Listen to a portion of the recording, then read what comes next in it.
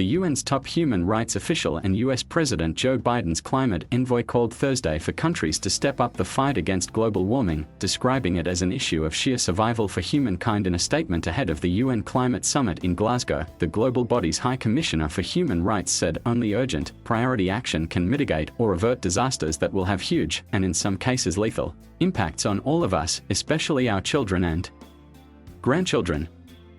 Michelle Bachelet urged governments taking part in October 31 to November 13 climate meeting to make good on pledges of financial aid to help poor countries that are most at risk to reduce their greenhouse gas emissions and cope with the impacts of global warming. This is a human rights obligation and a matter of survival, she said.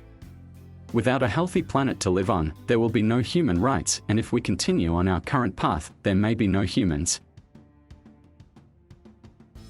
Her words were echoed by US climate envoy John Kerry, who warned of the dramatic impacts that exceeding the 2015 Paris Accords goal on global warming will have on nature and people. Devastating consequences follow if we exceed the 1.5 degrees, he said in a speech Thursday at the London School of Economics. And we are now already just about at 1.2 C.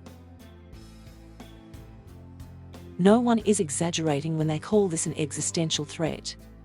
Just ask the people in the Marshall Islands, Fiji, or in the vulnerable nations of the world, said Kerry. Still, the diplomat tried to strike an upbeat note ahead of the summit, which brings together tens of thousands of officials, scientists and climate activists. I head to Glasgow as an optimist, he said, noting that governments have put forward more ambitious climate plans than ever before. Kerry cited recent commitments by the Biden administration for the United States to aim for net zero greenhouse gas emissions by mid-century, similar moves by other nations and business, and a growing awareness of the urgency of tackling climate change. Citing a recent UN report highlighting the gap between countries' pledges and what scientists say is needed to cap warming at 1.5 C by the end of the century, Kerry said particular responsibility lies with the top 20 economies of the world. Many of those countries will be gathering for a G20 meeting in Rome this weekend, where climate is expected to be a major topic.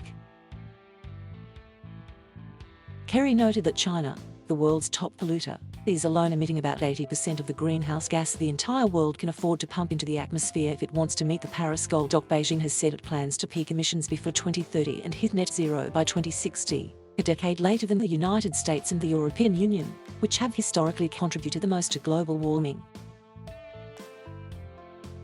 Kerry said Glasgow is not the end of the road and countries must keep raising their targets over the coming years. A report released Thursday by climate think tank says changes in sectors from power generation to industry and agriculture need to speed up. It looked at 40 indicators and the bad news is right now that none of them are on track, said report co-author Kelly Levin, the Chief of Science, Data and Systems Change at the Earth Fund. The bright spots are few and far between, to be honest, Levin said. And for the large majority of the indicators, even when we're seeing change headed in the right direction, one would need to accelerate that pace of change, and by a factor, oftentimes, of more than double. Separately, the Red Cross Federation said climate and weather-related disasters have caused more than 30 million people to flee their homes in 2020, 3 times more than the number of people displaced by war.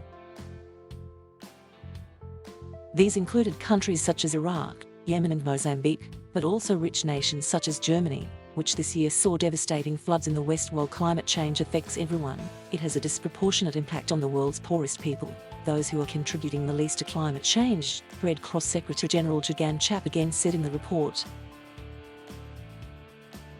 Seth Borenstein in Washington contributed to this report. Thank you for watching. Please subscribe.